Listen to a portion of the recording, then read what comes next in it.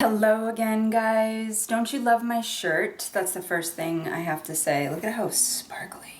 Anyway, so today is day 3 of the 365 days of living as a Yogini challenge, and oh my god, I am over the moon. I had one of the best days of my life yesterday, and yesterday actually was officially day 3. I'm recording the videos, the documentation process, the day after because I want to give a picture of the whole day if I have any dreams, and I can't do that unless I do it the next day. So I'm actually on day 4 is my point. Yesterday was day 3 and it was one of the best days of my life, literally, aside from like the birth of my children and meeting my fiance. I would say yesterday was the most beautiful day of my life.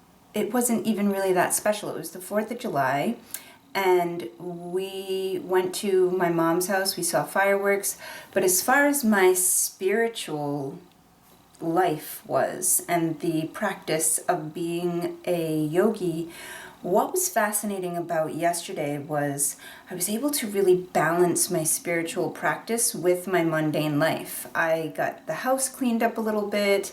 I was able to see my friends. I was able to spend time with my daughter. We went out to dinner. It was beautiful. Actually, here's my daughter and me at an Indian restaurant that we went to. Wait, how is it? It's so good. I love it. It's coconut. Yes, how about the rest of your food? Delicious. Yes, girl. I'm so used to having like pizza and like macaroni. I like this. This is interesting because I have been manifesting this for a while. I've been saying that I take my daughter out to eat often and I have enough money to do that, and historically I have not had enough money to do that. So it was very interesting that it happened yesterday and it felt blissful. I went on a walking meditation and that was just beautiful. It was so cool to feel how, even though I'm moving my body and I'm not completely still, which makes it easier to go inward, I was able to move the pranic energy up and down my spine. I was able to get really deeply into a meditative state and maintain it throughout the whole walk. I was able to visualize, so that was cool. And the practices of withdrawing the senses and my asana practice, my poses, my santosha, or, feeling like everything is good and feeling content. All of those practices were phenomenal yesterday. I really felt on top of my game.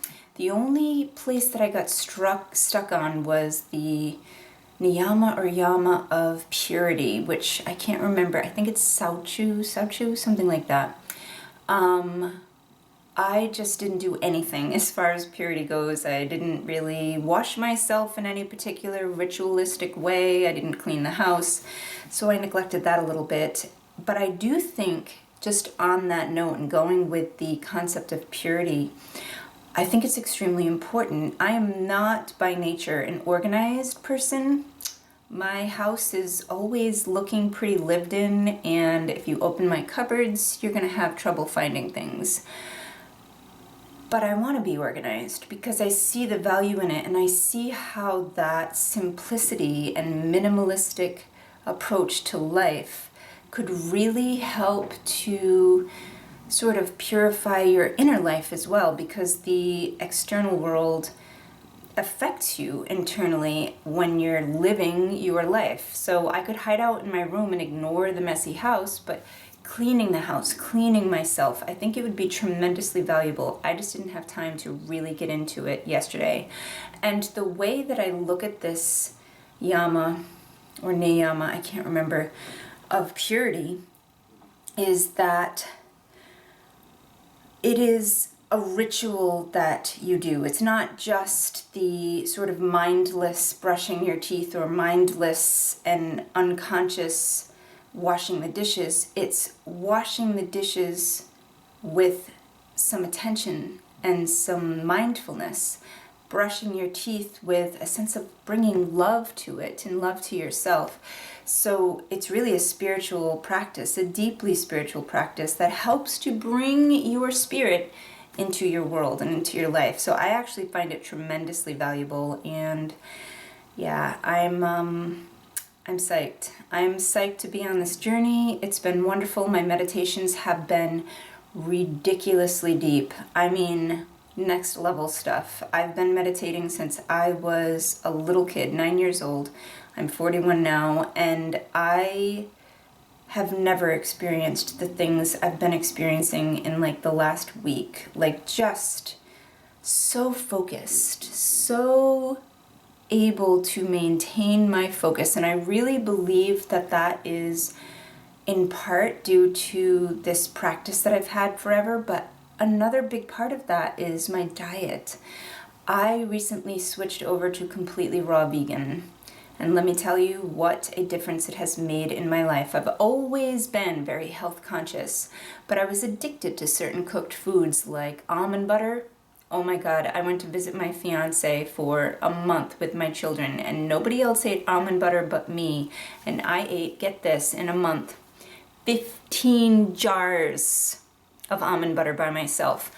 Cooked food has that effect on people. It can be very addictive, and the raw food is so much easier on the system, so much easier to digest, that energy that we usually use for digestion can be used in other places, and it increases the life force. It's living foods. I feel the difference in my body, and I love the food. So I've been like, my mind has been incredibly clear. So my meditations have been like level 10 out of 10. Very, very deep, very much connected to spirit. And I'm looking forward to it becoming even more deeper, which is hard to imagine, but it will happen because that's how spiritual practice works. It only gets deeper and deeper. So I am enjoying very much living as a yogini. My physical yoga practice has been actually lacking a little bit in the last couple of days, but I'm really gonna get on my game today.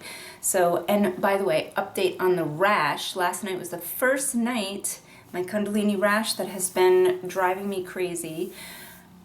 I haven't itched at all since yesterday at like 8 o'clock at night. So I don't know what happened, but overnight, it's gone. So I'm so thankful for that. All right, guys, I will see you tomorrow. I would love it if you would join me on this challenge and let me know what is going on for you. How are you living like a yogi or a yogini, and how do you find that it helps your life? I know for me, one of the major ways that it helps me in my life is I don't react to things. I really don't. Upsetting things will happen, stuff comes up, and I just feel this evenness, this sort of acceptance. Like, I can see the bigger picture, and I know that like in an hour from now this isn't gonna matter. So I feel so even and so grounded in my core, so centered. So that's been the major thing, because how helpful is that in life? Our responses and our reactions create our lives. So I'm really, really pleased about that. Anyway, I will see you tomorrow. Namaste.